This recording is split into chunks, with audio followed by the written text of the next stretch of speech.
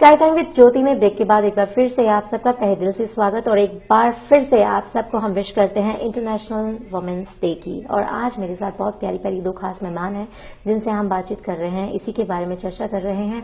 Break में जाने से पहले हमने बातचीत की कुलदीप जी से और जाना उनसे कि कैसे आकर उन्होंने यहाँ पर अपने आप को एस्टैब्लिश किया, और अभी इसी के बारे में हम बात करेंगे एनी कोशी के साथ। Any, what about you? आप जब आए यहाँ पर कनाडा में? It's very interesting you say that, Jyoti. I came here when I was a little child, and I grew up here in Toronto, in Richmond Hill actually, and in Scarborough. And then after I moved back to India. Really? Why? It was an interesting choice, and I moved back and raised my family there in India for 15 years. Okay. There were hurdles faced with that. Having grown up here with an incredible amount of freedom as a girl, as a young teenager, and then as a young woman, moving back to India where there were quite a number of restrictions in how and where you can go and how you can go and what time you can go till, and what you are able to do in terms of your job. There were restrictions not imposed per se by my family, but rather by society. And I found it markedly more there that there were these restrictions. But I'm very happy to say that I also was exposed to some very strong leaders. Sonia Gandhi being in the news all the time is one example of a strong leader there. Yes. But we have, at that time we had, Indira Gandhi was still in the news about various things, and she was one of the strong leaders that we had in the daily news, you know, about her family and that sort of thing, and how she led and whatnot. But there were so many other strong leaders there that we had, whether it be with the police and Kiran Bedi. Exactly, Kiran Bedi. PT Usha, if you see exactly. The sports side. So in the sports Usha. side, and then you're looking at Roy. Exactly, right, she the writer, and then you're looking at Barkha Dutt with reporting. So we have some very, very strong leaders that were there during that time, and so it was empowering to watch them and to see them and see what they're doing. So it was an interesting experience. I was really happy to be able to motivate the women in whichever community it was that I was living in, to be able to have the courage to speak their mind, to have the courage to sit in a committee, whether it be the housing committee, whether it was to start up a chitty fund, and have a women's evening once a month and get out and do stuff. These are things that no one really thought about there. But कितने साल आप वहाँ पे रहे India में? 15 years. 15 years, और उसके बाद फिर वापस यहाँ पर आए? Yes, yes. तो थोड़ा सा मुश्किल नहीं हुआ सेटल डाउन होने में? पहले वहाँ गए, वहाँ सेटल डाउन हुए, फिर यहाँ आए, लाइक आपका एटमॉस्फेयर चेंज होता है, आपके रिलेशंस चेंज होते हैं, right? Yeah, I'm very lucky that way. I have friends right around the world. I look at it as a phase, and that was a phase of my life. That was a chapter of my life. But it's a chapter that can never ever be rewritten or forgotten, because through those years, I have strong women friends right around the world, and that itself is a blessing. So. That's good. And एक question मेरे mind में भी आ रहा है कि अभी आपने भी इंडिया की लाइफ देखी है, यहाँ के भी आप देख रहे हो, आप भी गए, फिर आप आए, बैक एंड फोर्थ हुआ आपका भी, राइट? सो जब आप छोटे थे, बचपन से अगर देखा जाए, अगर हम लोग पीछे नजर मारें, बचपन से लेके आज तक, इस वक्त तक, आपको क्या लगता है कि वर्ल्ड में इस वक्त सबसे ज्यादा वुमेन के साथ क्या प्रॉब्लम है? किस तरह की प्रॉब्लम वो फेस कर रही है जो सबसे ज्यादा आप मानते हो है? मेरे हिसाब से एक तो हमने अभी बात की समानता की, इक्वालिटी। दूसरा है कि आज की औरत पढ़ चुकी है, वो कुछ आगे करना चाहती है, वो आगे बढ़ना चाहती है, लेकिन फिर भी उस पे बंदिशें हैं और वो उन बंदिशों को तोड़ना चाहती है। तोड़ना मतलब ये नहीं कि कोई वो परिवार को तोड़ना चाहती है, वो सिर्फ है कि उसके कुछ सपने हैं, तो वो सपनों को बस पूरा करना चाहती है, और उसमें वो हमारी सोसाइटी का, हमारे घर वालों का, हमारे माता पिता का, हमारे बच्चों का, हमारे पति का, वो सिर्फ उनका साथ चाहती है। तो अगर उसको वो मिल जाता है तो उसको कुछ और करने की जरूरत नहीं है, क्योंकि वो एक वो एक जो पूरा चेन है, फैमिली का जो चेन है, तो अगर वो उसको सपोर्ट करता है तो उसमें से उसके जब सपने पूरे होते हैं तो वो उसको और ज्यादा खुशी देते हैं, क्योंकि वो परिवार के साथ हुए जुड़े सपने वो आगे लेके चलती है, तो उसमें एक और खुशी ऐड हो जाती है। आपके पॉइंट ऑफ व्यू से कि फैमिली की सपोर्ट जो है वो सबसे पहली जो है औरत के लिए एक जरूरत है, सपना पूरा करने के लिए, सपना पूरा करने के लिए, अपने आप को एस्टेब्लिश करने के लिए, राइट। और आप कविताएं भी बहुत अच्छी लिखती हैं जी। कोई ऐसी कविता सुना सकते हैं हमें? जरूर सुना देती हूँ। ये मेरी वुमेन्स डे पे ही एक कविता है, आज के लिए ही खास लिखी गई है। रणभूमि में युद्ध सा लगता है लड़की का जन्म। रणभूमि में युद्ध सा लगता है लड़की का जन्म, जब मर्यादा की किताब से संस्कारों का पाठ पढ़ाया जाता है। बैठ जाओ, बैठ जाओ, उठ जाओ, ऐसे बैठो, टांगें ऐसे रखो, खाओ कम खाओ, उंगली से मत चाटो, लड़की हो, हंसो, मुंह मत खोलो, लोग देखकर पीछे आएंगे। देखो देखो लेकिन ऐसे मत देखो, आंखें नीची करो, बोलो कम बोलो, बेहतर है मुंह बंद रखो, सांस लो लेकिन धीमे से, वक्ष का उभार तुम्हारे खिलाफ है। प्यार करो, प्यार का चयन मत करो, प्यार करो, प्यार का चयन मत करो, लोग क्या कहेंगे, कलंक लगेगा। पहनो, ऐसे कपड़े मत पहनो, सीटियां बजेंगी, बलात्कार होगा, शादी नहीं होगी। सिर्फ सुनो, शिकायत मत करो, चलो दौड़ो मत, शोभा नहीं देता, औरत हो सहना सीखो। कहती हूं एक दिन के लिए राजकुमारी मत बनाओ, कहती हूं एक दिन के लिए राजकुमारी मत बनाओ। देखो तुम सब देखो, कंचन काया के पीछे देखो, इस देह से परे, इसमें एक और मानव, एक पवित्र रूह, जो विद्रोही नहीं, कोई दायित्व नहीं, वह कोई वस्तु नहीं, अवांछित भी नहीं, क्योंकि इस रणभूमि में वो पूरक है, क्योंकि इस रणभूमि में वो पूरक है दयालुता की, करुणा की, भावना की, प्रेम की। तो मनाओ, रोज मनाओ, रोज महिला दिवस मनाओ, रोज उत्सव मनाओ। Happy international women's day. वाह, वेरी नाइस, बहुत ही बढ़िया। और इनकी कविता से, आपकी कविता में बहुत सारी चीजें जो है हाईलाइट हो रही हैं। पहले तो ये कि हमेशा लड़की को या एक औरत को ही हमेशा क्यों ये मर्यादा का पाठ पढ़ाया जाता है, संस्कार सिखाए जाते हैं, लड़कों को क्यों नहीं सिखाए जाते, ये क्वेश्चन मेरे माइंड में आया। बलात्कार, कपड़े ऐसे मत पहनो, हम अपनी थिंकिंग को क्यों नहीं चेंज करते? हम लड़की को चेंज करने के लिए हमेशा क्यों बोलते हैं, चाहे वो शादी से पहले चाहे वो शादी के बाद।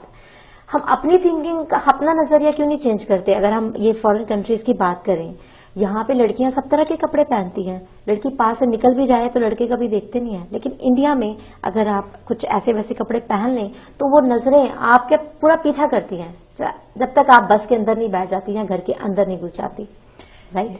Absolutely, Jyoti. And I think that again goes back to the family. So it's not just the girls in the house that you have to train, it's the boys. So if you raise good boys, then they will become good men.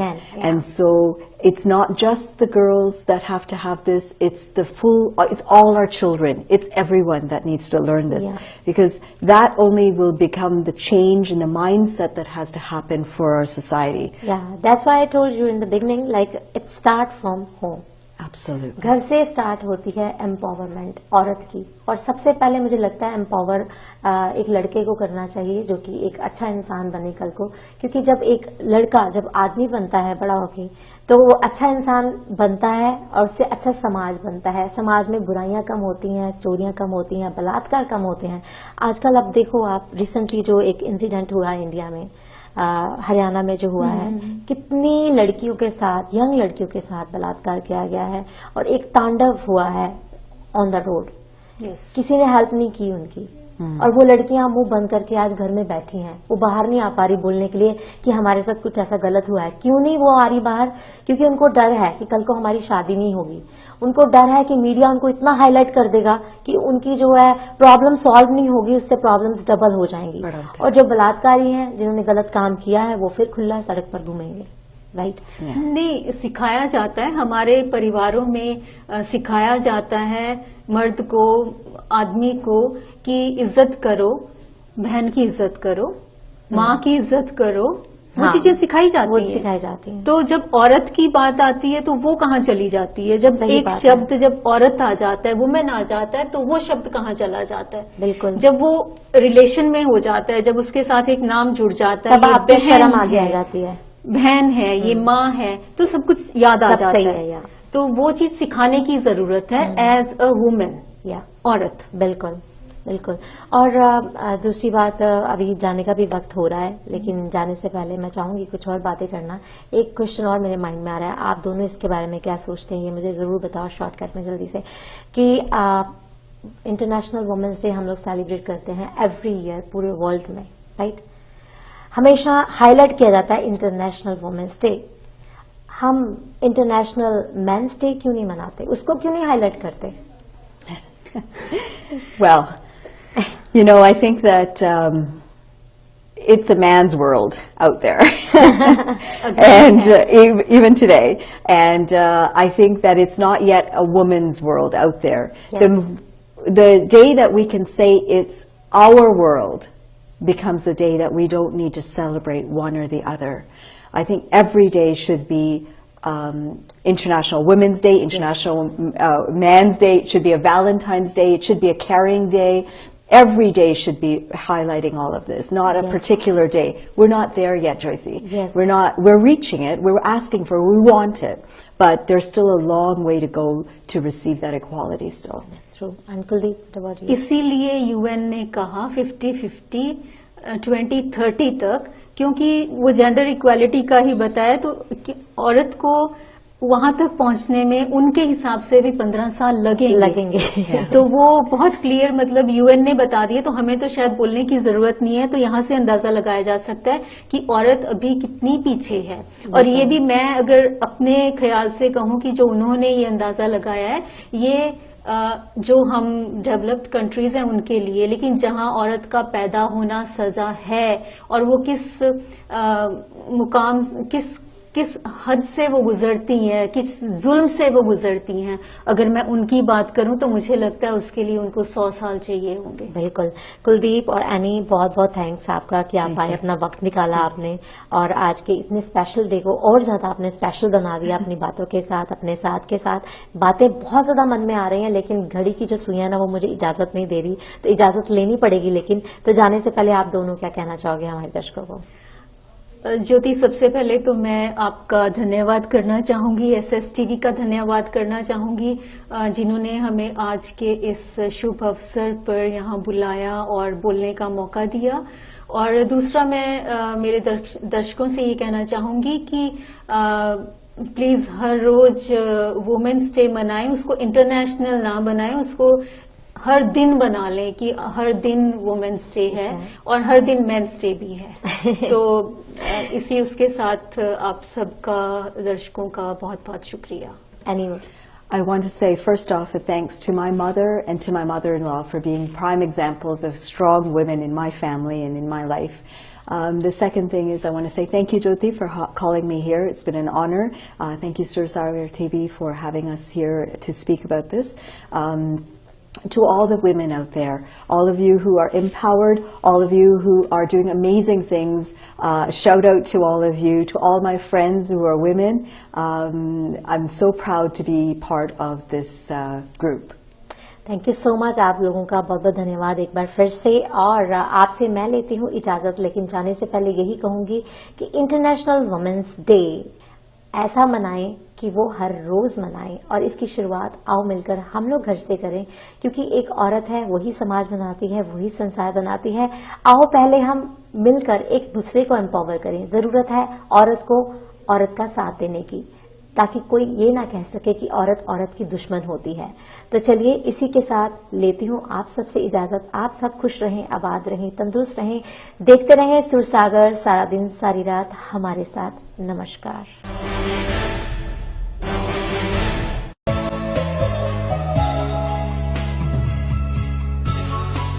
कहते हैं कि दुख में सुमिरन सब करे, सुख में करे न कोई। जो सुख में सुमिरन करे तो दुख काहे को होए। बिल्कुल किसी ने सही लिखा है। और दुख में हम हमेशा भगवान को याद करते हैं, लेकिन सुख में हम कभी भगवान को याद ही नहीं करते, है ना।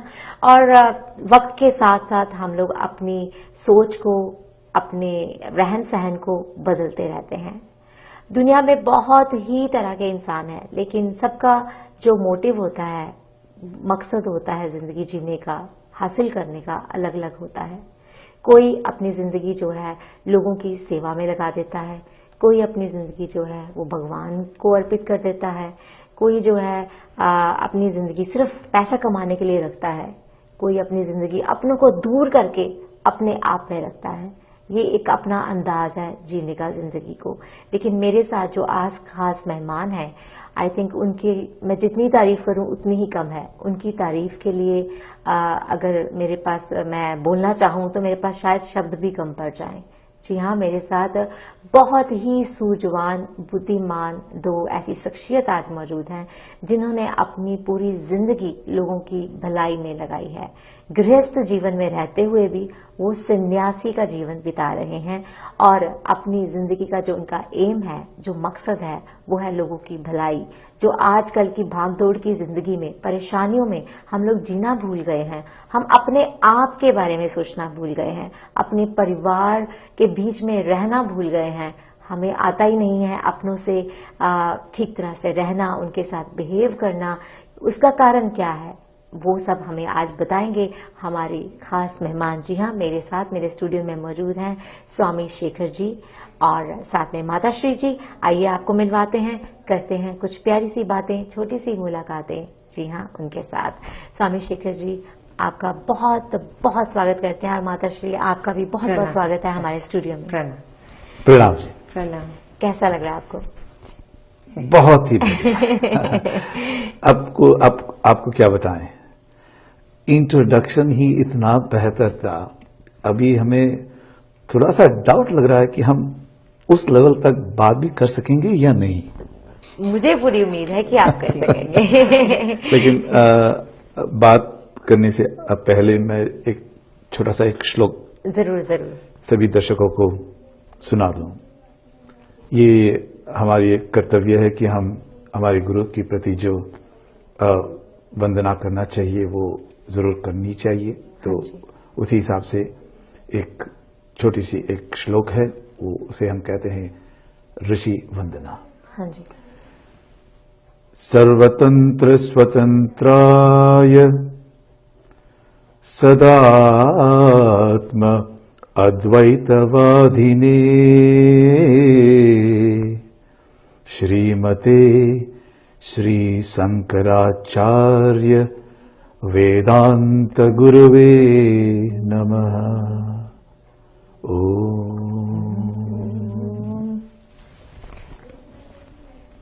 प्लीज। बहुत अच्छा आपने किया। और आई थिंक कोई भी शुभ कार्य करने से पहले हम लोग भगवान को जरूर याद करते हैं, गुरु को याद करते हैं।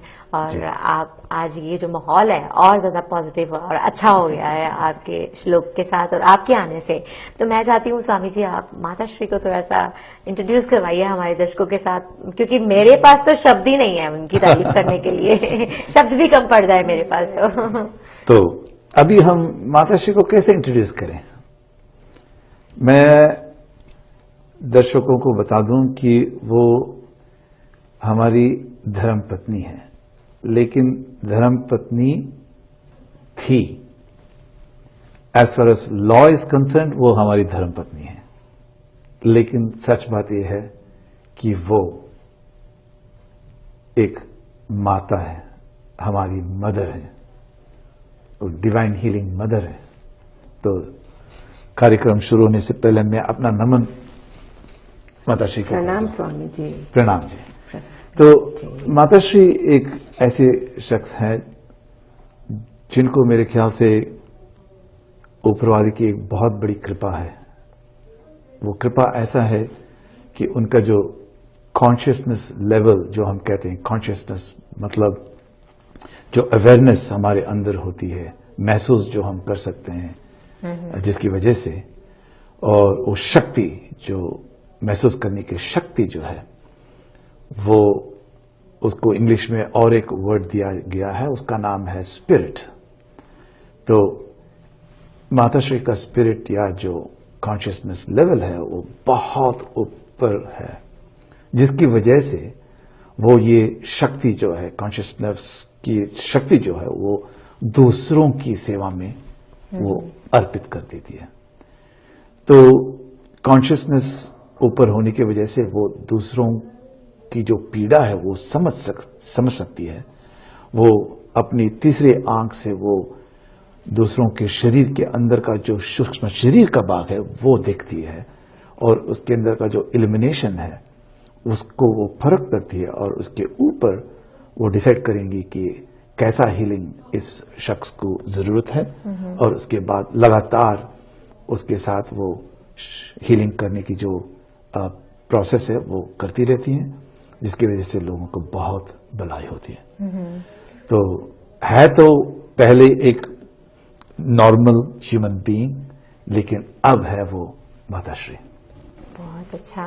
तो ये शक्ति और ये अंदर से जो आपने बताया कि वो पूरा अंदर जाके इंसान के देखती हैं, और एक तीसरी आंख के साथ वो उनकी पहचान लेती हैं कि इसको किस तरह की शक्ति की जरूरत है, राइट? सो कैसे ये सब हुआ? लाइक बहुत हैरानगी होती है कभी कभी। कुछ लोग विश्वास भी नहीं करेंगे, राइट, इस बात पे। बिल्कुल, है ना? बिल्कुल। क्योंकि आजकल का तकनीकी युग है, तो लोग ऐसी बातों को बहुत कम समझते हैं, और कह लीजिए कि रोज की भागदौड़ में हम समझना भी नहीं चाहते, है ना? तो थोड़ा सा इसके बारे में बताएं। तो ऐसा जो चीज होता है तो वो पैदाशी होना चाहिए, वरना ऐसे ही कुछ सीखकर आप लोगों के सामने बैठें और उनको हील करना वो शायद मुनासिब नहीं हो सकता है, या तो फिर it will not be effective enough. पहले से अगर एक शख्स को प्रारब्ध कर्मा की वजह से अगर उनको ये प्राप्ति है तो वो आ सकता है। लेकिन प्रारब्ध कर्मा ऐसा काम करता है कि वो जब वो कर्मा ये पर्टिकुलर काम के लिए जब वो मैच्योर होगा, उसी समय ये जो उभर के आएगा। तो हालांकि आप ये क्वेश्चन पूछ सकते हैं मुझे कि ये कब हुआ और कैसे हुआ। कब हुआ मतलब ये मैं कहता हूं कि किसी 4, 5, 6 साल पहले ये इसका जो महसूस हुआ उनको वो हुआ, लेकिन पैदाशी वो था अंदर पहले से। लेकिन जैसे प्रारब्ध कर्म मैच्योर होता है उस समय ये जो शख्स को जो अपने आप वो महसूस होने लगेगा और वो शक्ति उभर के आ जाएगा। तो यही हुआ इनके साथ भी। तो अबाउट 4-5 years अगो ये जो शक्ति जो उनके अंदर था वो एकदम पूरा उभर के आ गया। तो जब ये उभर के आया तो लोग समझने लगे, मैंने समझ पाया क्योंकि मैं उनका हस्बैंड और मैं उनके साथ जीता हूं। तो ऐसा कभी मैं सोच भी नहीं सकता है कि इनके पास ऐसा एक शक्ति हो सकता है क्या, दैट्स जाहिर सी बात है। लेकिन बाहर वाले लोग जो हैं वो लोग ने पहचान लिया और उनके हाथ थाम लिया, कहते हैं कि प्लीज हमारे घर आ जाइए, क्योंकि हमें लगता है कि आप हमारे घर आएंगे तो शुभ शुभ हो जाएगा। तो ऐसा थोड़ा थोड़ा हमको समझ में आया, लोग समझने लगे कि ऐसा कुछ है इनके पास जिनकी वजह से हमारा जो मन में सैडनेस थी वो निकल कर अभी हैप्पीनेस आ गई। तो ये एक स्टार्टिंग पॉइंट था उसका। एक्चुअल में हीलिंग क्या होती है, ये कैसे हम अगर हमारे अंदर कोई परेशानी है तो वो कैसे हील हो सकती है? लाइक ये ट्रीटमेंट है या ये मेडिटेशन का एक रूप है, क्या है? थोड़ा सा एक्सप्लेन करें इसको। तो मैं जो हूँ I will only talk to you about healing क्या है और हीलिंग क्यों करना है लोगों को, लेकिन हीलिंग कैसे करेंगे तो वो माताश्री करेंगी, क्योंकि वो उनका एक्सपर्टीज जो है और जो उनके पास जो वो एक शक्ति जो बोलते हैं वो उनके पास है। तो सबसे पहले हीलिंग क्यों करना चाहिए लोगों को, तो जैसे आपने इंट्रोडक्शन में कहा कि लोग भागदौड़ में इधर उधर जा रहे हैं, कुछ सोचते हैं कुछ करते हैं, ज्यादातर सोचते हैं। और जब भी आप सोचते हैं, क्योंकि जब आप सोचते हैं और लोग नहीं उसको सुन पाते हैं, तो बस कुछ भी सोच लो, क्या फर्क पड़ता है। और आगे वाले इंसान के सामने जो आप पेश होते हैं वो बिल्कुल भी सोच से अलग हो जाता है। तो जब आप कुछ सोचते हैं और कुछ और कम करते हैं, तो इससे क्या होता है कि अंदर में जो शरीर है, जैसे कई लोगों को ऑलरेडी पता होगा कि हमारे शास्त्र में लिखा हुआ है कि हमारे पास 5 शरीर है। जो सबसे ऊपरी वाला शरीर जो है हम उसको स्थूल शरीर कहते हैं और अन्नमय कोश कहते हैं उसको। उसके बाद एक पैकेज है 3 शरीर का, तो उसको हम कहते हैं प्राणमय कोश और मनोन्मय कोश और ज्ञानमय कोश। ये हो गया 3 एक मिलके एक सूक्ष्म शरीर बन गया। उसके बाद आएगा आपको आनंदमय कोश और फाइनली आएगा आत्मन, जो रियली हमारे अंदर में जो शक्ति है वो अंदर आएगा। तो ये जो 3 जो शीट्स ऑफ बॉडी जिसको मैंने बताया, उसका टुगेदरनेस को उसको हम कहते हैं सूक्ष्म शरीर। ऊपरी वाला जो है उसको हम कहते हैं स्थूल शरीर। Everything that happens to us, जो कुछ भी होता है हमारे अंदर और जो हम करते हैं, it is all happening in सूक्ष्म शरीर। स्थूल शरीर सिर्फ काम करता है, लेकिन काम करने वाला जो चीज है वो सारी चीज जो है वो सूक्ष्म शरीर में बंद पड़ा है। तो सूक्ष्म शरीर पर ध्यान करना बहुत इंपॉर्टेंट होता है, लेकिन चूंकि हम सूक्ष्म शरीर को नहीं देख सकते हैं तो उस पर हम ध्यान नहीं देते।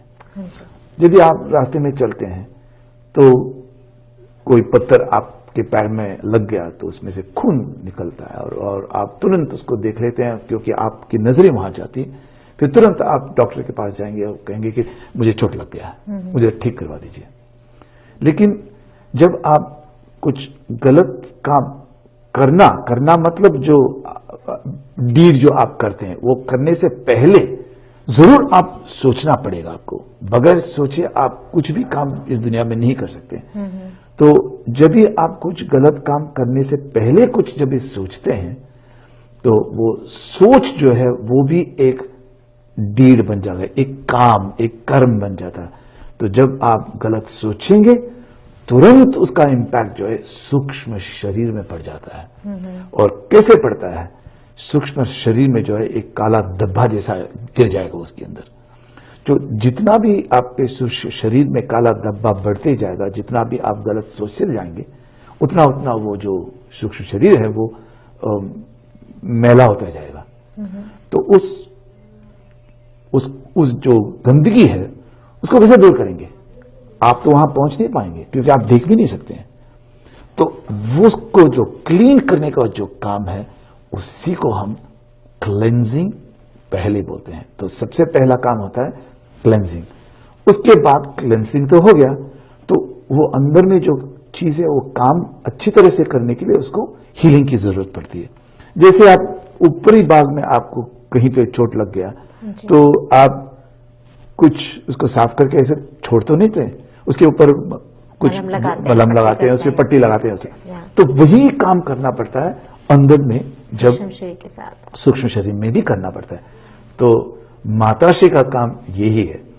बाहर में आप सब गंदगी या गंदे विचार ये सब कराने के बाद पूरा अंदर सूक्ष्म शरीर में टॉक्सिन बढ़ जाता है, तो उसको साफ सफाई करने का काम जो है वही माताश्री करती हैं। तो अब मैं उनसे विनती करूंगा वो ये जो हीलिंग है वो कैसे करती हैं, और उसके बाद हम थोड़ा सा एक्सप्लेनेशन और भी करेंगे कौन से टाइप ऑफ हीलिंग है, वो किस चीज के लिए वो जरूरत है और कौन कर सकते हैं ये हीलिंग। तो माताश्री आप बताएं कि हीलिंग कैसे करेंगे। माँ का कर्तव्य है सफाई करना। अरे वाह। मदर्स डे भी आ रहा है माताश्री जी, बच्चों को देखना। हाँ जी, देखना मतलब हर तरफ से, नॉट ओनली ड्रेस करना या उनका कपड़ा डालना या सुंदर दिखना, अंदर से भी सुंदर लगना चाहिए। हाँ जी, सो सब कुछ एनर्जी है। एनर्जी के बिना कुछ नहीं है जिंदगी में। यू नीड द सन। हाँ जी, सूर्य नहीं है तो कुछ नहीं है जिंदगी में, वैसे ही एनर्जी। तो हम सफाई के लिए ही है। माँ जगदम्बा ने ऐसा निमित्त किया है हमें। तो जो आते हैं सामने हीलिंग के लिए, ये तो एक माँ की कृपा है and it is a gift जो दिया है। मैं उनका सूक्ष्म शरीर देख लेती हूँ। पहले जो आते हैं उनको मैं बिठा देती हूँ सामने एंड उनको आंख बंद करके मैं अपनी तीसरे आंख को पहले उनको कनेक्ट करने को बोलती हूँ। जब वो श्वास लेते हैं आंख बंद करके, तुरंत उनको वो कनेक्शन में दे देती हूँ। They feel the connection. अभी every person has a different experience. हाँ जी, किसी को लाइट दिखता है, किसको सब वाइब्रेशंस के ऊपर है ये सब। And I can see there subtle शरीर। किसी का तो डार्क एनर्जी रहती, किसी लोग के एनर्जी अच्छे हैं। It's all about the mind. अगर हम अच्छे नहीं सोचते हैं, अच्छे कर्म नहीं करते हैं, you can't have a clean सूक्ष्म शरीर। जो हम सोचते सब कुछ it should be divine and it is very difficult practical में। तो वो आते हैं, श्वास लेते हैं, सामने बैठ के मेरे तीसरे नेत्र जो एक्टिवेट है, वो भी गुरु का कृपा के बिना कुछ नहीं हो सकता है। सो वो गुरु मंडला का कृपा में ये एक्टिवेट है। तो वो आई कनेक्ट देम हियर। बस उन लोग को वो दे feel the bliss and I give that connection. मैं पहचानती हूँ उनका चक्रा, मैं देख सकती हूँ उनका ऑरा, मैं देख सकती हूँ। और उसका इसमें हम शक्ति साधना करते हैं। हम हीलिंग के डिफरेंट प्रोसीजर्स है। ओके, जैसे एक एक का अलग है। Some people might have thyroid for example. हाँ जी, it's all to do with the blockage of chakra. Each disease you create. If it is thyroid, it is to do with the throat chakra. So we give the healing in the throat chakra. ठीक है। That is in the Sukshma Sharir, we have to heal that. And वो हम we have special chants, mantras है जो we follow that and उसमें बहुत लाभ होते हैं उनको। तो काफी समय लग जाता है ऐसे हील होने जी में? जी। फर्स्ट सिटिंग में नहीं होता, they have to come and take it and you know वो खुद करना चाहिए। They do it themselves. I just give them the shakti, the energy, but वो खुद कर लेते हैं as they come and sit. वो तो moment is totally, I can not explain that in words. हाँ जी, वो एक्सपीरियंस में हो जाता है उन लोग को। और जिनका प्रारब्ध में उन लोग का पास्ट में है कि they have to come and connect to us, they come. ठीक है, सो हो जाता है और उनका भलाई होता है। बहुत अच्छा। से इसको कोइंसिडेंस नहीं बोल सकते हैं। It is actual real thing. Okay जी। तो स्वामी जी जैसे बताया आपने, हीलिंग भी डिफरेंट होती है। आप करते हैं, थायराइड के लिए भी करते हैं, और भी डिफरेंट बहुत तरह की परेशानियां होती हैं एक ह्यूमन लाइफ में। घर की परेशानी, बाहर की परेशानी, काम की परेशानी, काफी इश्यूज ऐसे होते हैं। सो डिप्रेशन में कई बार कुछ लोग चले जाते हैं, किसी की मौत की वजह से चले जाते हैं, नौकरी छूटने की वजह से चले जाते हैं, है ना। बहुत सारी ऐसी चीजें हमारी जिंदगी में दिन ब दिन होती हैं। तो आजकल जैसे बताया कि मेडिटेशन भी उसमें काफी काम करती है, और आप हीलिंग और मेडिटेशन दोनों के ऊपर काम करते हैं। बराबर क्लब में बोथ करने से बहुत उसमें चित्त मन शांत हो जाता है। और मेडिटेशन और हीलिंग में क्या फर्क है, क्या डिफरेंस है इन दोनों में? तो ऐसा है कि मेडिटेशन सब्जेक्ट के ऊपर मैं बात करने से पहले हाँ जी, थोड़ा सा और हीलिंग किस तरीके का हीलिंग होता है, कौन से टाइप्स के हीलिंग्स होते हैं और किस टाइप के हीलिंग किसको दिया जाता है, वो उसके बारे में थोड़ा सा बता देंगे। जरूर। तो हम लोग जो है 4 किस्म के हीलिंग हम लोग करते हैं। सबसे पहला जो हीलिंग है उसको हम कहते हैं शिव शक्ति हीलिंग। ठीक है। तो शिव शक्ति हीलिंग क्या होता है?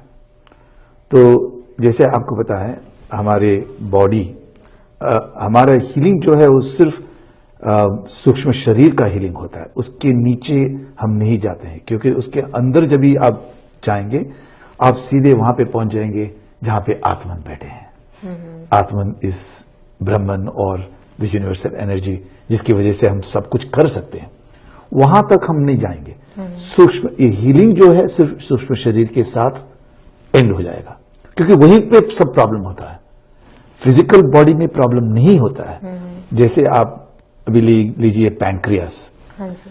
पैंक्रियास से एक हार्मोन निकलती है, उसको कहते हैं हम इंसुलिन। तो insulin is required to digest the sugar level. ठीक है, ब्लड में जो शुगर लेवल है उसको मेंटेन करने के लिए इंसुलिन की जरूरत है। तो पैंक्रियास का काम वो है। तो वो काम कौन करवाता है? उसके पीछे है वो सूक्ष्म शरीर में वो सब हो रहा है। तो वो तो शक्ति है, अगर शक्ति वहां पे बराबर नहीं मिला तो पैंक्रियास फेल हो जाएगा। तो अभी ऐसा है कि पूरा शरीर में अपना कई तरीके के पार्ट्स ऑफ बॉडीज हैं, हर पार्ट ऑफ द बॉडी के लिए शक्ति की जरूरत है। तो हमारे ये मानना है कि पूरे शरीर में जितने भी अंग हैं, हर एक अंग में शिव जी बैठे हैं, यह हमारा मानना है। हाँ जी। तो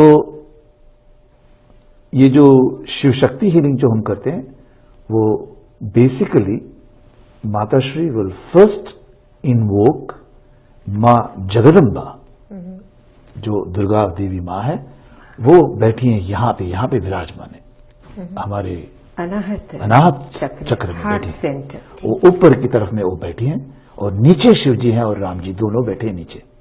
तो सबसे पहले माताश्री उसका इन्वोक कर देती हैं और उसके बाद शिव जी का पूजा इमीडिएटली स्टार्ट हो जाएगा।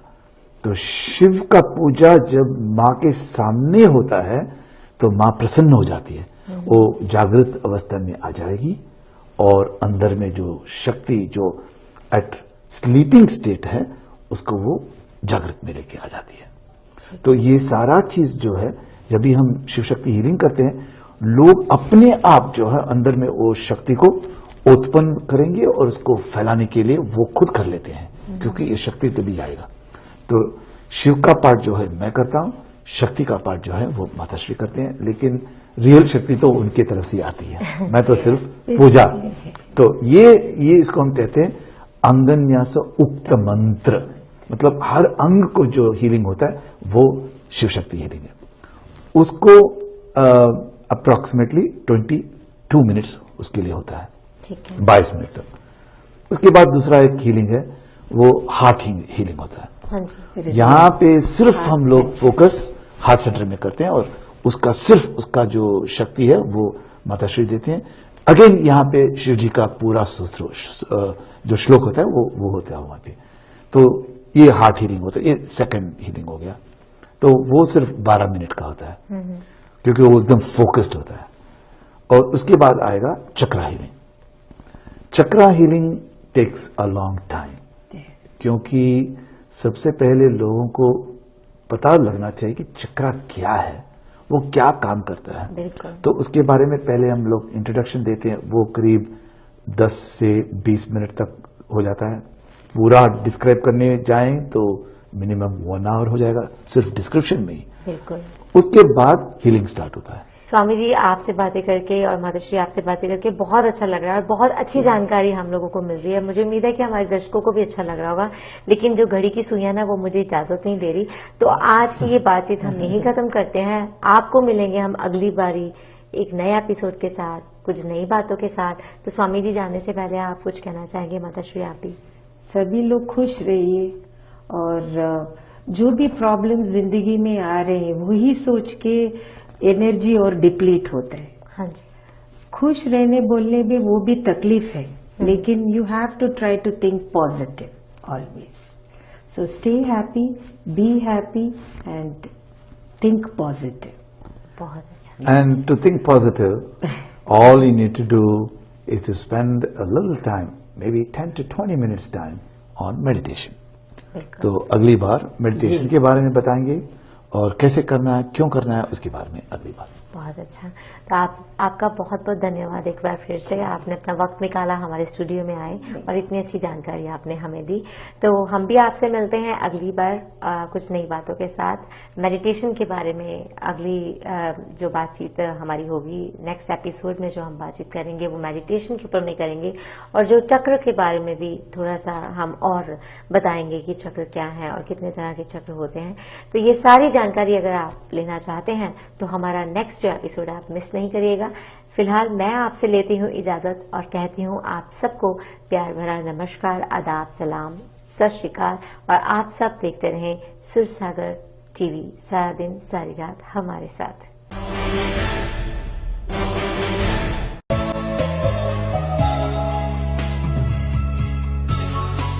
सुरसागर के सभी दर्शकों को ज्योति का प्यार भरा नमस्कार, आदाब, सलाम, सत श्री अकाल, और आज हैं आप मेरे साथ चाय टाइम विद ज्योति में एक बार फिर से। और लास्ट एपिसोड में हमने बातचीत की थी चक्र के बारे में कि हीलिंग क्या होती है, चक्र क्या है, हीलिंग कितने तरह की होती है, मेडिटेशन और हीलिंग में क्या फर्क है और आपस में कैसे लिंक्ड अप है, राइट। सो ये सारी बातें आज हम करेंगे थोड़ी सी और डिटेल में। और आज हमारे साथ हैं स्वामी शेखर जी और माता श्री जी, और बहुत अच्छा लग रहा है उनको आज फिर से हमारे बीच में मैं आज उनको देख रही हूँ, और बहुत अच्छा लग रहा है कि वो अपना वक्त निकालकर हमारे लिए आए। और मुझे उम्मीद है कि लास्ट एपिसोड से भी आपको काफी अच्छी जानकारी मिली होगी, और आज भी आपको काफी अच्छी जानकारी मिलने वाली है और नई जानकारी मिलने वाली है। एक बार फिर से स्वामी जी और माता श्री, आपका हमारे स्टूडियो में बहुत बहुत स्वागत। प्रणाम। प्रणाम। प्रणाम। तो अभी आज आपसे मैं पूछूंगी आप कैसे हैं? हम रोज मेडिटेशन करते हैं, इसका मतलब है कि हम अच्छे हैं। और माता श्री के चेहरे की चमक देख के ही जो सामने वाला इंसान होता है ना, वो वैसे ही अच्छा हो जाता है। तो मुझे वैसे ही बहुत पॉजिटिव लग रहा है माता श्री के सामने बैठ के। आप भी बहुत सुंदर है। जगदम्बा ने आपको सारा ऐश्वर्य दिया है, तो बहुत धन्यवाद। That is important, always to accept yourself. माता श्री कहते हैं ना कि खुशी जो है आपकी अंदर से होती है, राइट। अगर आप अंदर से खुश हैं तो आपके चेहरे पे झलकती है, और आपका जो सारा काम जो है वो पॉजिटिव आपके होते हैं। यही मैं लास्ट एपिसोड में बताया कि स्टे हैप्पी, बी हैप्पी। मतलब सोच भी पॉजिटिव होना चाहिए। सही बात है। दूसरों का पास ये है, हमारा पास ये नहीं है, पहला वो सब निकालना है, ये डिलीट कर देना। वो सब जो गुरु या जो भगवान ने हमें जो दिया है उससे हम खुश रहना चाहिए, एंड एक्सेप्ट योरसेल्फ। दूसरों का कमी नहीं सोचना चाहिए, वो कमी सोचने पर अपना एनर्जी और डिप्लीट हो जाता है। छोटी बात है ये, लेकिन that is a big change. हाँ जी।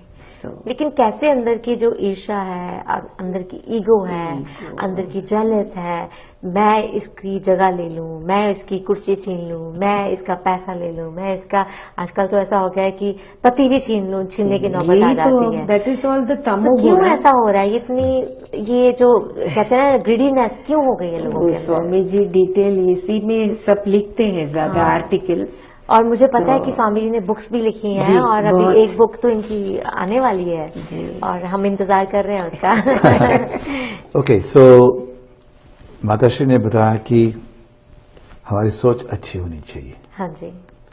तो जब एक इंसान, मान लीजिए सिकनेस या फाइनेंशियल प्रॉब्लम या रिलेशनशिप की वजह से प्रॉब्लम फेस कर रहा हो, तो उसकी सोच कैसी अच्छी हो सकती है? ये सबका प्रॉब्लम ये है, क्योंकि उपदेश देने वाला तो आराम से उपदेश दे के वो निकल जा रहा है। सही बात है। उसके पास कोई प्रॉब्लम नहीं है, क्योंकि उसको सिर्फ उपदेश देना है। लेकिन जो सुनने वाले हैं उनके लिए वो तो कहते हैं स्वामी जी, माताश्री, ठीक है आपका कहना जो है वो बहुत सुंदर लग रहा है सुनने के लिए, लेकिन अंदर हमें करने के लिए हमें क्या करना चाहिए, कैसे हम कर सकते हैं? क्योंकि हम पीड़ित हैं अभी। बिकॉज इफ यू आर रोग के साथ अगर पीड़ित हो तो दर्द तो होगा, तो उसमें एक आदमी कैसे खुश रह सकता है, ये बहुत जाहिर सी एक क्वेश्चन है। उसी तरह अगर मान लीजिए माँ बाप, बेटे बेटियां, यहां अंदर अगर कोई कोऑपरेशन नहीं है या फिर देयर इज नो कंपैटिबिलिटी, तो दुख तो होगा। तो हम तो कह देंगे टीवी के ऊपर हमेशा हमेशा आप पॉजिटिव सोचेंगे कैसे? तो इसके लिए थोड़ा सा हमें पीछे जाना होगा। तो कैसे एक आदमी ये सब होने के बावजूद पॉजिटिव सोच सकता है या उस सिचुएशन को हैंडल कर सकता है, राइट? हैंडलिंग तो सब ये कर रहे हैं ना। हाँ। तो वरना तो टाइम तो निकल रहा है, मतलब they are handling it, but you have to handle it with happiness. तो वो कैसे? तो उसके बारे में हम अभी बताएंगे। लेकिन मुझे याद है कि पिछली बार जब भी आपने एक क्वेश्चन पूछा वो चक्रा के बारे में, वो थोड़ा सा अधूरा रह गया था। हाँ जी। तो उसको मैं जरा सा कंप्लीट करूं बिल्कुल, बिल्कुल। तो लोगों को पता लगेगा कि दूसरे और किस तरीके की जो हीलिंग हमारी होती है वो उसके बारे में थोड़ा सा क्विकली जानकारी दे दूंगा। उसके बाद जो है ये विषय जो है पॉजिटिव सोचने वाली बात है उसके बारे में सोचेंगे। हाँ जी। और उसके बारे में बात करेंगे। तो चक्रा हीलिंग जो होता है, तो चक्रा इज वेरी इंपॉर्टेंट। चक्रा है या नहीं, इसका एक बड़ा प्रश्न चल रहा है। क्यों? क्योंकि चक्रा को आप देख नहीं सकते और लोगों का ये ऐसा एक हिसाब है कि अगर हम आंख से देखेंगे तो उसको हम मानेंगे। चक्रा तो अंदर में बैठा है, वो सूक्ष्म शरीर जो हमने बात किया पिछली बार, उसके अंदर बैठा है। हाँ जी। तो लोग अगर अंदर झांककर देखेंगे तो भी नहीं दिखेगा। हाँ जी। इसीलिए उसको हम कहते हैं वो महसूस करने वाली चीज है। तो महसूस कैसे कर सकते हैं? वो महसूस करने के लिए एक गुरुजी या स्वामी जी की जरूरत पड़ेगा। लेकिन उनका साथ होने से क्या वो आकर आपको टच करके बताएगा कि यहाँ पे ये चक्रा है, आप महसूस करो? फिर भी नहीं हो सकता है। हर चक्रा को महसूस करने के लिए आपको खुद कोशिश करना पड़ेगा। तो ये कोशिश जो है वो चक्रा हीलिंग के थ्रू होता है। तो मनुष्य के सूक्ष्म शरीर में ऐसा माना जाता है कि करीब 128,000 चक्रास हैं। लेकिन हम लोग 128,000 चक्रा को तो हील करना इतना मुश्किल हो जाएगा और जरूरत भी नहीं इतना। खासकर उसमें 8 चक्रा जो है वो बहुत इंपॉर्टेंट होती है, उसको हील करना बहुत जरूरी है। वो 8 चक्रास को माताश्री जो है एक हीलिंग प्रोसेस हम लोग ने किए हुए हैं, उसको सीखे हुए हैं और एक पद्धत है, वो पद्धत के ऊपर हम करते हैं। तो ये पूरा हीलिंग जो है वो करीब करीब एक घंटा लग जाएगा स्टार्ट टू फिनिश। मतलब 20 मिनट्स एक्सप्लेनेशन, ये चक्रा क्या है, कहाँ है, कैसे ये काम करता है, क्यों चक्रा को हील करना है, क्यों चक्रा ऑलवेज शुड वर्क इफेक्टिवली, उससे क्या लाभ मिलता है। सिंपली स्पीकिंग, अगर चक्रा अच्छा चलेगा वहां से जो है एनर्जी वो खींचेगा, जैसे फैन है जो बाहर से हवा खींचेगा और पीछे की तरफ छोड़ता है, वो फैन का काम है। वो चक्रा जो है वो ऐसे भी घूमता है, ऐसे भी घूमेगा। तो जैसे ऐसे घूमेगा और ऐसे घूमेगा तो पहले एनर्जी को लेगा। कहां से एनर्जी आएगा? जब भी आप श्वास लेते हैं तो वहां पे लाइफ फोर्स एनर्जी है वो अंदर जाएगा और वो जो है पूरे शरीर में फैलाने के लिए ये चक्रा काम करती है। खास तौर से हमारी बॉडी के अंदर एक सिस्टम है, वो मेडिकली उसको हम लोग डिफाइन करते हैं एंडोक्राइन सिस्टम। एंडोक्राइन सिस्टम जो है वो सारे ग्लैंड्स जो है हमारे, जिसकी वजह से हमारी बॉडी का जो मेटाबॉलिज्म है, जिसकी वजह से हम बढ़ते हैं और जीते हैं, वो एंडोक्राइन सिस्टम की वजह से होता है।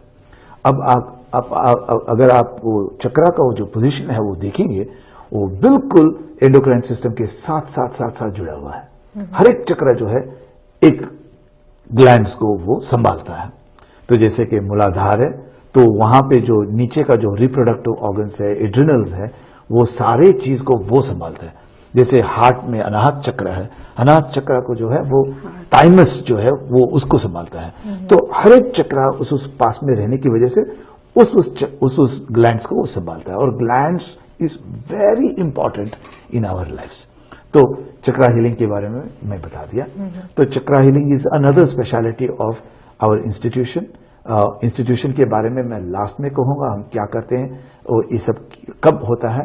लेकिन उसके पहले ये जो बहुत अहम प्रश्न जो आपने पूछा और माताश्री ने कहा कि आप हमेशा पॉजिटिव सोचिए, पॉजिटिव सोचने से काफी कुछ जो आपको दुख है वो दूर हो सकता है। तो पॉजिटिव कैसे सोचें? The question is very simple. जो दुख है वो है। अब वो दुख जो है वो बढ़ेगा या कम होगा जिस तरीके से आप उस दुख के बारे में सोचते हैं। अब सिंपल मैं एक एग्जांपल दे दूंगा। अब ये कट हुआ है, छोटा सा कट है, और हम आंख से उसको देखते हैं और कितना बड़ा कट हो गया, इतना खून बह रहा है, तो सोच हो गया। तो ये जो छोटा सा जो कट है वो डबल हो जाता है सोच की वजह से, ओनली प्योरली सोच। अब मैं आज सवेरे की एक बात आपको मैं शेयर करूंगा।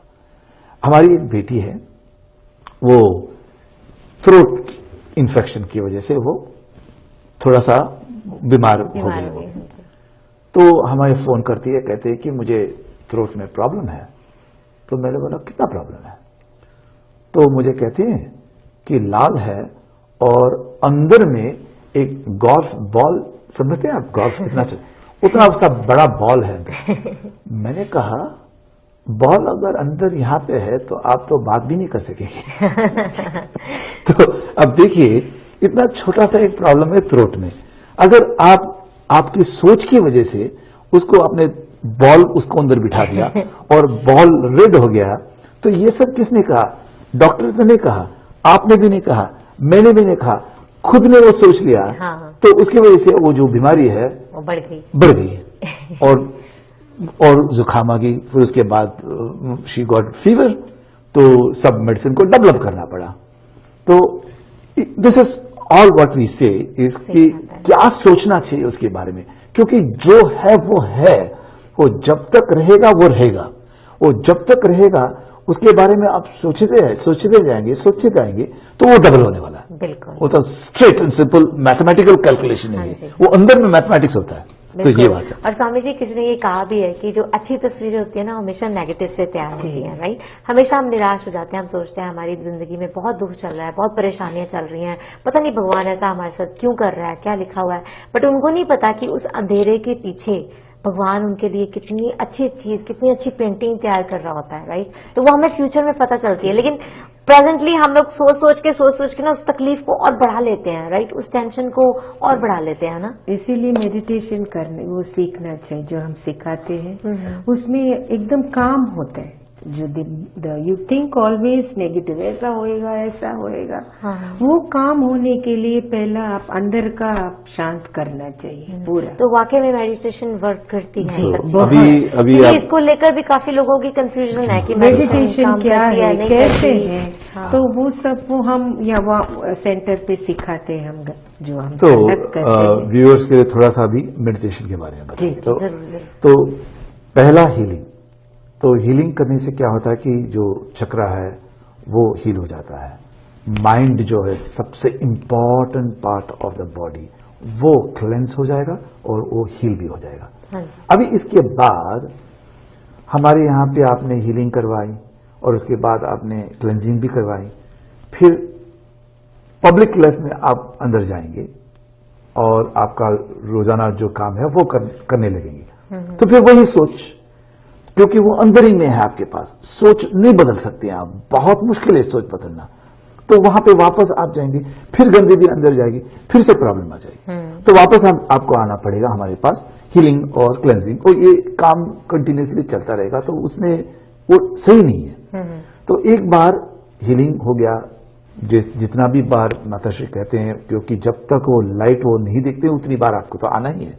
उसके बाद जो है मेडिटेशन वो उसको हम कहते हैं सेल्फ हीलिंग। लेकिन क्या है कि अगर हम बोल देंगे आपके पास और आपके हाथ में वो काम छोड़ देंगे, आप मेडिटेशन करें और सेल्फ हीलिंग करें, लेकिन आपको रोज करना है तो आप टाइम नहीं निकालते हैं। और वो करना कैसे है ये भी पता होना चाहिए। ये हम बताएंगे। वो बताने के बावजूद जो जब भी आप घर जाते हैं उसके बारे में ध्यान नहीं आता है आपको, वो सोचते नहीं इसके, क्योंकि आपके पास इतना पूरा पैक है 24 आवर्स में, ये इस काम के लिए वो आपको टाइम नहीं मिलता है। तो इसलिए हम ये कहते हैं कि ये आप घर में नहीं कीजिए, हमारे पास आ जाइए, मेडिटेशन भी हमारे साथ करें। तो इसमें एक कंटिन्यूटी रहता है। तो ये इसका एक इम्पॉर्टेंट फीचर है। तो अब मेडिटेशन क्या है और ये क्यों करना है और कैसे करना है।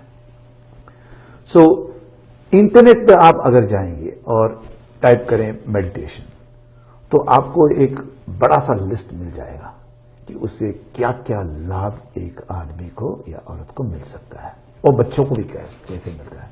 ये सारा चीज तो उसके अंदर ऑलरेडी है, और आजकल तो टेक्नोलॉजी बहुत है। लेकिन एक बहुत अहम चीज जो है वो इंटरनेट वाले नहीं कवर कर सकते हैं, क्योंकि ये एक महसूस करने वाली चीज है, एक्सपीरियंस, पर्सनल एक्सपीरियंस की वजह से ही आता है। उसके बारे में सिर्फ मैं बताऊंगा। बाकी के जो विषय है, जैसे कि कॉग्निटिव स्किल्स जो है वो शार्पली इंप्रूव हो जाएगा, थिंकिंग एबिलिटी चेंज हो जाता है, रिटेंशन एबिलिटी ज्यादा हो जाएगा, असिमुलेशन और कामनेस, सोचने का ढंग, ये सारी चीज जो है वो बहुत सारे लिखे हुए हैं ऑलरेडी, और रिसर्च भी आजकल बहुत चल रहा है, और उसके बारे में जो लिखा हुआ है उसको सारे मिल जाएंगे आपको, इंटरनेट पे जाएंगे तो। बहुत इंपॉर्टेंट जो उसमें नहीं मिलेगा वो ये है। देखिए, अभी हम थोड़ी देर पहले सोचने वाली बात की। सोच की वजह से कैसे आप एक चीज को बड़ा कर सकते हैं और एक चीज को छोटा भी कर सकते हैं। तो वो सोच बहुत इंपॉर्टेंट होता है। मेडिटेशन का एक बहुत इंपॉर्टेंट लाभ जो है वो, जो आप सोचते हैं वो अंदर में सोचते हैं, वो मन के अंदर वो सोच होता है। मेडिटेशन करने से मन को इतना शक्ति मिल जाएगा, इतना शक्ति मिल जाएगा कि वो जो सोच है वो अंदर से आप जो है बाहर निकाल के रख सकते हैं। आपके बॉडी माइंड कॉम्प्लेक्स जो है उससे आप उसको बाहर निकाल के वो सोच को बाहर रखते हुए फिर आप अपने काम स्टार्ट कर सकते हैं। इसका मतलब ये नहीं है कि जो आप पीड़ा से गुजर रहे हैं, जैसे आपने थॉट को बाहर निकाल दिया तो पीड़ा कम होने वाली चीज नहीं है। लेकिन क्या होगा, क्योंकि उसके बारे में सोचना जो है वो तुरंत आप बंद कर देंगे और दूसरे काम में लग जाएंगे। जब ये होता है तो आपका जो पेन है वो अपने आप कम हो जाएगा एक, और वो जो रिकवरी जो बोलते हैं ना, उसका रिस्पांस जो है, जो आप मेडिसिन लेते हैं उसका रिस्पांस बहुत अच्छा हो जाएगा। ये दोनों हो रहा है क्योंकि आपने वो थॉट जो है, मैं ठीक नहीं हूं, मेरे को प्रॉब्लम है, मुझे फाइनेंस का प्रॉब्लम है, मुझे रिलेशनशिप का प्रॉब्लम, ये जो सोचते सोचते सोचते जो है उसको और भी आप अंदर गहरा वो स्थान में डाल देते हैं। तो जब सोच को आपने बाहर निकाल दिया तो आधा से आधा काम खत्म।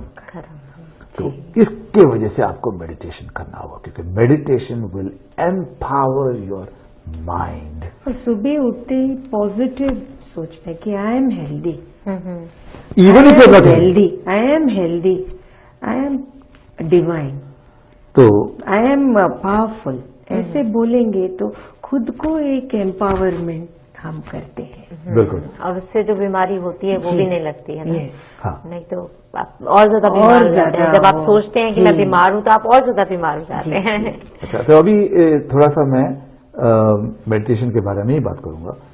क्यों आजकल हमारे इंडियन पीपल जहां पे मेडिटेशन का बर्थ हुआ वो लोग ज्यादा अटेंशन नहीं करते हैं। एक तो ऐसा है कि यंगर जनरेशन जो ऐसा समझते हैं कि meditation is for people above 45। सही बात है, कहीं ना कहीं ये भी सोचा है। लेकिन meditation is not for people above 45, because once you are already in medication, meditation का असर जो है वो कम पड़ेगा आपके ऊपर, क्योंकि ऑलरेडी आप मेडिकेशन में आ गए हैं।